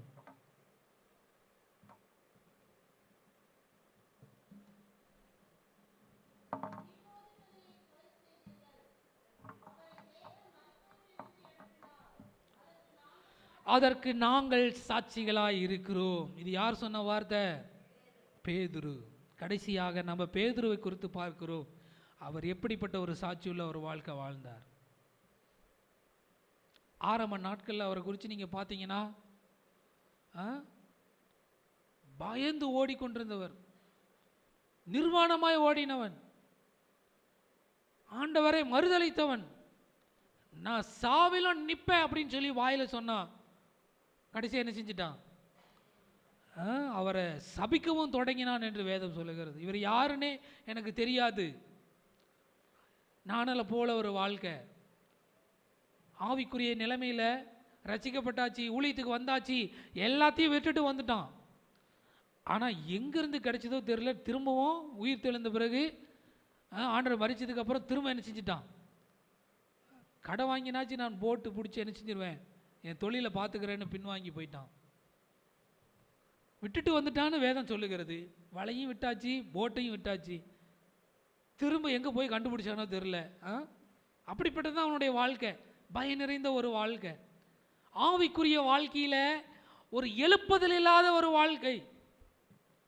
ஆனால் இங்கே பார்க்குறோம், நாங்கள் சாட்சிப்பா, அவர் மரிச்சாரு, ஆனாலும் சதா காலங்கள் உயிரோடு இருக்கிறார், நான் சாட்சியாக இருக்கிறேன். அல்லேலூயா, அல்லேலூயா. நீங்கள் ஆவிக்குரிய வாழ்க்கையில் நீங்கள் தேர்ச்சி அடைவது உங்கள் யாவருக்கும் தெரிஞ்சிருக்கணும். உங்கள் சபை மக்கள் உங்களை பார்த்துக்கிட்டே இருக்கிறாங்க, சபை விசுவாசிகள் உங்களை பார்த்து கொண்டே இருக்கிறாங்க, போதகர்கள் உங்களை பார்க்கிறார்கள், நீங்கள் எப்படிப்பட்ட சாட்சி உள்ளவர்களாக இருக்கிறீங்கன்னு. இல்லைங்க, நாங்கள் இன்னும் பாலை உண்ணத்தக்க குழந்தைகளாகவே தான் இருக்கிறோம். அது எப்படி சாட்சி உள்ள ஒரு வாழ்க்கை மொழியும்? முன்னேறணும், முன்னேறுகிற கிறிஸ்தவனாக இருக்கணும். ஆமென், ஹல்லேலூயா. இன்னும் பயந்து கொண்டே வாழ்ந்துடக்கூடாது. அதனால தான் அவர் சொன்னார், பரிசுத்த ஆவி உங்களிடத்தில் வரும் பொழுது நீங்கள் பலனடைந்து எருசலேமிலும் உங்கள் வீட்டிலையும் உங்கள் குடும்பத்திலையும் யூதேயாவிலும் உங்கள் சபையிலும், அடுத்து சமாரியா முழுவதிலும், சமாரியா பிரஜாதி மக்கள், என்னுடைய அங்கத்தினர், என்னுடைய அருகில் இருக்கிறவர்கள், என்னுடைய பக்கத்து வீட்டுக்காரங்க, என் குடும்பத்தார், என்னுடைய உறவுகள், நண்பர்கள், என்னோடு வேலை பார்க்கிறவர்கள் மத்தியிலேயும் பூமியின் கடைசி பரியந்தமோ எனக்கு சாட்சிகளாக இருப்பீர்கள். உங்களால் முடியாதுங்க, நான் சாட்சியாக வாழ்ந்துருவேன்னு உங்கள் சுயத்தையே நம்பாதீங்க. என்றைக்கு பரிசுத்த ஆவியினுடைய நிறைவை நீங்கள் முழுமையாக பெற்றுக்கொள்கிறீங்களோ, நீங்கள் பலன் அடைகிறீங்களோ, அப்பொழுது நீங்கள் எப்படி இருப்பீங்க, பேதுருவை போல சாட்சியாக வாழ முடியும். ஹல்லேலூயா, ஹல்லேலூயா. ஆமென். உங்கள் ஆவிக்குரிய நிலைமை வளர்ச்சி அடையணும், தேரணும். அதை சபை விசுவாசிங்க என்ன செய்யணும், பார்க்கணும். நான் சாட்சியாக சொல்கிறேன், அருமையான சகோதரி சத்யா அவர்களை நான் சாட்சியாக சொல்லுவேன். ரட்சிக்கப்பட்டு சில நாட்கள் தான் வந்தாங்க, வேதத்தை அறிந்து கொண்டாங்க, இன்னைக்கு பரிசு மலையாக வாங்குறாங்க. எப்படி சபையில்? அதற்கு முன்பிலிருந்து எத்தனை பேர் ரட்சிக்கப்பட்டீங்க, எவ்வளோ காலமாக விசுவாசியாக இருக்கிறீங்க? அங்கே உட்காந்துருந்தாங்க, இன்றைக்கி பாடுறக்குழுக்கு வரும்னு சொல்லி என்ன செய்கிறாங்க, ஓடி வராங்க, பிரயாசப்படுறாங்க, சண்டே கிளாஸ் எடுக்கிறாங்க. எவ்வளோ பெரிதான சாட்சி! ஹல்லேலூயா. சகோதரர்கள் மத்தியில் சுப்பிரமணியனை பார்க்குறோம், எவ்வளோ பெரிதான சாட்சி. ஆரம்ப நாட்கள் எப்படி இருந்தார், இன்னைக்கு சபையில் எவ்வளோ மூப்பராக ஒரு முன்னோடியாக இருக்கிறார், சபைக்கு அடுத்த காரியங்களில் எப்படி இருக்கிறார், எவ்வளோ பெரிதான சாட்சி. இன்னைக்கு அந்த ஆவிக்குரிய நிலைமையில் எப்படி இருக்கணும், நம்ம தேறி வரணும். இன்னும் ஜெபிக்கவே பயந்துட்டு இருக்கக்கூடாது. உபவாச ஜெபமா, வேத ஆராய்ச்சியா, எல்லா இடங்களும் நம்ம என்ன செஞ்சிடணும், முழுமையாக வந்து இங்கே அட்டண்டன்ஸ் போட்டுடணும். ஹல்லேலூயா, ஹல்லேலூயா. எனவே உற்சாகப்படுத்துகிற வண்ணமாக தான் இதை நான் சொல்கிறேன், யாரையும் நான் குறை சொல்லலை. நீங்கள் அந்த நிலைமையில் வரணும். நம்மளுடைய சபை மக்களா பாட்டு பாடுறதுல எக்ஸலண்ட், நம்ம சபை மக்களா வேத வசனத்தை பகுத்து அறிவுறதுல, போதிக்கிறதுல, வேதத்தை எந்த இடத்துல எதை சொன்னாலும் அதை சரியாக அதை சொல்கிறதுல நீங்கள் சாட்சியாக இருக்கணும். உலகம் நம்மளை பார்த்துட்ருக்கு, நம்ம சபையை மற்ற சபைகள் பார்த்து கொண்டிருக்கிறது. எப்படி இருக்குது, இன்னைக்கு எப்படி போயிட்டுருக்கு, அண்ணனுக்கு அப்புறம் எப்படி போயிட்டுருக்கு, எல்லாரும் கேட்குறாங்க, விசாரித்து கொண்டு தான் இருக்கிறாங்க. விசுவாசிகள் சாட்சி உள்ளவர்களாய் நாம் வாழ வேண்டும். அதற்காக தான் கர்த்தர் நம்மை அழைச்சார். ஹல்லேலூயா. நல்லா தெரிஞ்சுக்கங்க, கர்த்தருடைய முடிவு மிக சமீபம், சீக்கிரம் நெருங்கிட்டோம். நீங்கள் உலக செய்திகளை கேள்விப்பட்டு கொண்டு இருக்கிறீங்க, அசால்ட்டாக இருந்துடாதீங்க, அலட்சியமாக நினச்சிடாதீங்க, அசதியாக இருந்துடாதீங்க. இன்னும் நாம் தேவனுக்காய் எழும்பி செய்ய வேண்டிய காரியங்கள் அநேகம் உண்டு. நாம் பேதுருவை போல நாம் அநேகருக்கு சாட்சிகளாக நாம் ஆவிக்குரிய நிலைமையில் எழும்பி, நான் மரித்தாலும் இதோ நான் இரத்த சாட்சியாய் மரிக்கவனா ரெடி, என்று சொல்லி நாம் எழும்புகிறவர்களாய் நாம் காணப்பட வேண்டும். கண்களை மூடி நாம் ஜெபிப்போமா? நம்மை நாமே அர்ப்பணிப்போம். வேதம் தெளிவாய் குறிப்பிடுகிறது. இயேசு சொன்னாரு, நீங்கள் எனக்கு சாட்சிகளாக இருக்கணும், இருப்பீங்களா என்று சொல்லி. எப்படி பேதுருவை பார்த்து சொன்னார், நீ என்னிடத்துல அன்பா இருக்கிறாயா? இன்றைக்கும் அதே வார்த்தை தான் உங்கள்கிட்ட கேட்குறாரு.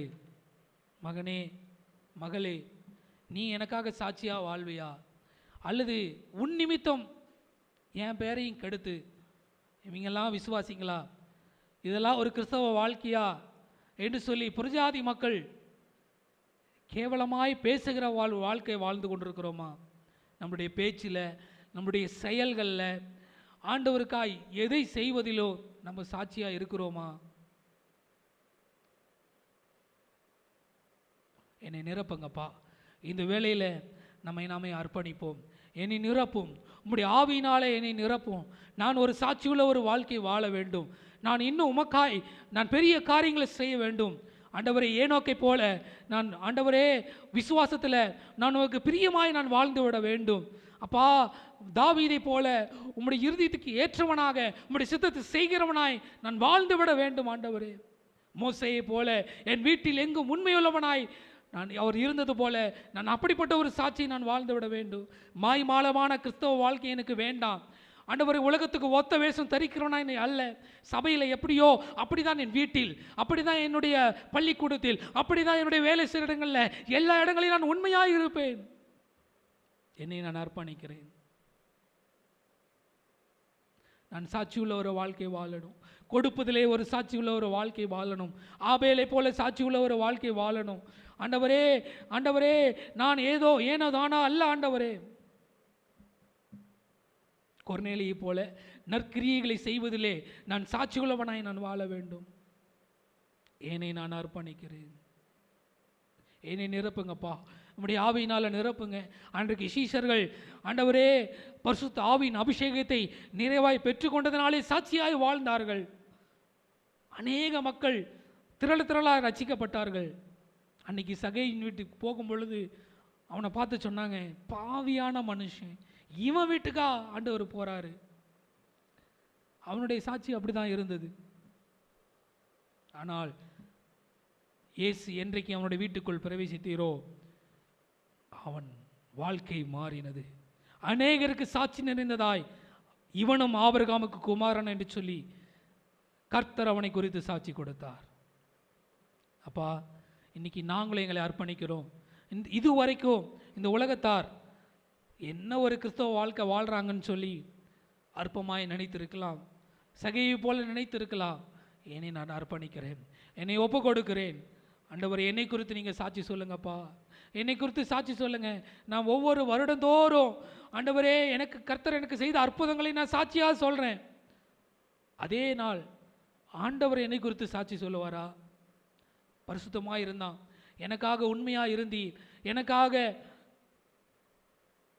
ஆக்கிலா பிரிஸ்கிலாவை போல கழுத்தையும் கொடுத்தீங்க, எனக்காக நீ ஒரே ஒரு வாழ்க்கையை வாழ்ந்தாய் மகனே மகளேன்னு சொல்லி ஆண்டவர் நம்மை குறித்து சாட்சி சொல்ல முடியுமா? ஏனை நிரப்புங்கப்பா, நம்முடைய ஆவியினால நிரப்பும் என்று சொல்லி நம்ம அர்ப்பணிப்போமா?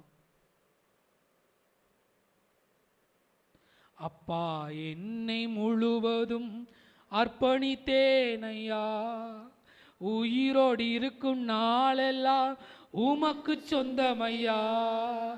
அப்பா, என்னை முழுவதும் அர்ப்பணித்தேன் ஐயா, உயிரோடு இருக்கும் நாளெல்லாம் உமக்கு சொந்தமையா. அர்ப்பணித்தேன், நான் அர்ப்பணித்தேன், அர்ப்பணித்தேன், நான் அர்ப்பணித்தேன், என் ஆவி ஆத்மா சரீரம் ஒப்பு கொடுப்போம். என் ஆவி ஆத்மா சரீரம் அர்ப்பணித்தேன். அப்பா, என்னை முழுவதும் அர்ப்பணித்தேன் ஐயா, உயிரோடு இருக்கும் நாளெல்லாம் உமக்கு சொந்தமையா. அப்பா, என்னை முழுவதும் அர்ப்பணித்தேன் ஐயா, உயிரோடு இருக்கும் நாளெல்லாம் உமக்கு சொந்தமையா. ஆமாப்பா, வாழ்கிற இந்த ஒரு வாழ்வு யோவான் ஸ்நானகனை போல, ஆண்டவரே நான் ஒளி அல்ல, அந்த ஒளியை குறித்து சாட்சி கொடுக்கிறவனாக, உம்மை பிரதிபலிக்கிறவனாக, உம்முடைய அடிச்சுவடுகளை பின்பற்றுகிறவனாக, மாதிரியாக சாட்சி நிறைந்த வாழ்க்கை வாழ அர்ப்பணித்த ஒவ்வொருவரையும் நீர் ஆசீர்வதிப்பீராக. பரிசுத்த ஆவியானவர் தாமே அவர்களுக்கு துணையாய் இருந்து, ஆண்டவரே அப்பா, உண்மையுள்ளவர்களாக யோபு எப்படி இரட்டிப்பான நன்மையை ஆண்டவரே சாட்சியாய் வாழ்ந்து அவர் பெற்றுக்கொண்டாரோ, அதே போல அவர்களும் பெற்றுக்கொள்ள பரிசுத்த ஆவியானவர்களுக்கு துணை செய்வீராக. ஒவ்வொருவரையும் நிரப்பும், அவிதமாய் நடத்தி செல்லும். இயேசுவின் மூலம் ஜெபங்கேலும் ஜீவன் நல்ல பிதாவே, ஆமென்.